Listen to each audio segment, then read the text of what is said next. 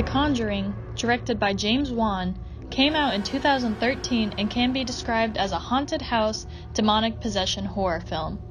The film was a financial success when it came out, grossing $319 million worldwide on a budget of $20 million and setting up what is now known as the Conjuring franchise.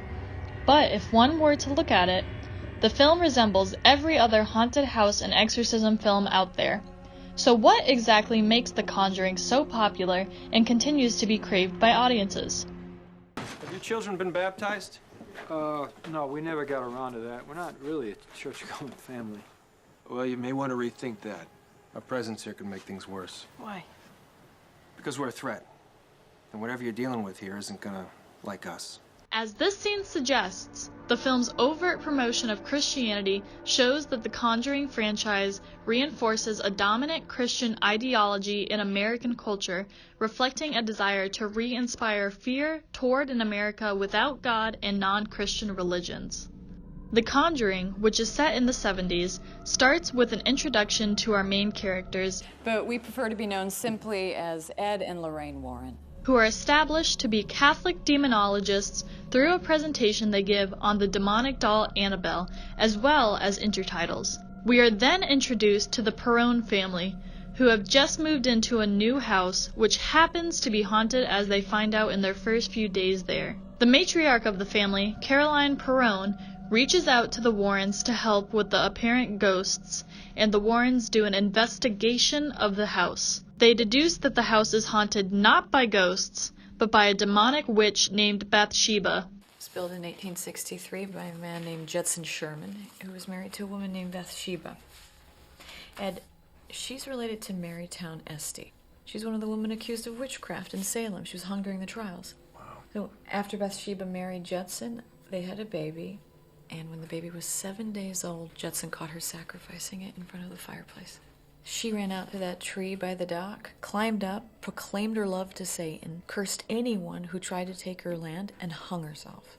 This culminates in the mother becoming possessed by this demon witch, getting exorcised by the Warrens, and ending with everyone relatively happy and the world once again at peace. So, let's look at the cultural context of this film taking place in the early 2010s, and specifically after 9/11. 9/11 was a huge influence on films, and especially the horror film, and continues to be to this day. The event led to an anti-Muslim and more broadly, anti-non-Christian sentiments across the world and a greater control of the government in America in the name of protection. While America has always been implied to be a Christian nation, this event cemented that as a dominant ideology. 9/11 also led to a general fear of not being safe in America, not having a higher power to protect citizens, whether that be God or the government, and an us versus them mentality. It has also been observed that James Wan's previous film, Saw, also heavily alluded to the post-9/11 atmosphere of torture. Another event that exaggerated fears in this atmosphere and had a direct influence on The Conjuring was the general decline of a Christian influence in America. According to the Pew Research Center, American Christianity has fallen 7.8% from 2007 to 2014 and continues to do so. One of the most compelling points for this argument is the choice to make the Christian Warrens the protagonists of this film, whereas usually in a haunted house film, the house owners would be the protagonists. Not only are the Warrens the main characters, but they are a source of good in the film, and as experts in their field, we are encouraged to believe in them. The film clearly favors them in a few different ways, by making them the subject of many close-ups, humanizing them through their home life and their daughter. God brought us together for a reason. This is it. And following them around in handheld camera shots, putting the viewer in the action with them as our guidance in the film. The Warrens also serve as a metaphor for the American government in their peculiar similarities to the FBI agent trope. Their investigation of the house also alludes to the Patriot Act and insinuates that the increased security and surveillance of the American government against suspected terrorists is a good thing. Continuing with this metaphor, The exorcism in this film also draws strong connections to a positive view of the torture of terrorists after 9/11, which leads to my next point of othering in this film.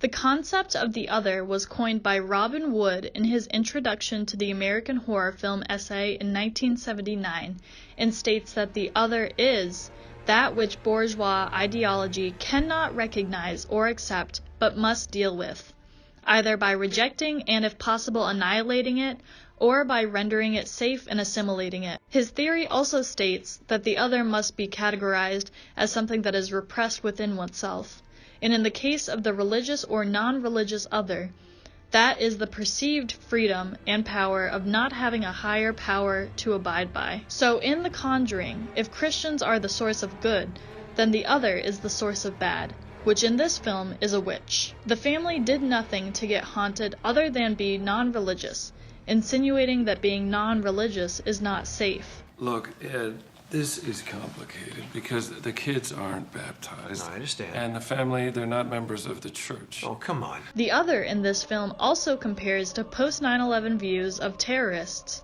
and also touches on the fears of Christians towards non-Christian people, as this film implies abortion through the witch figure and the possessed mother at the end. This is your daughter! The film also insinuates that non-Christians are the subjects of government probing, and that torturing the religious other is a good thing, as that person, in the case of The Conjuring, is not human and ultimately is turned into an upstanding person.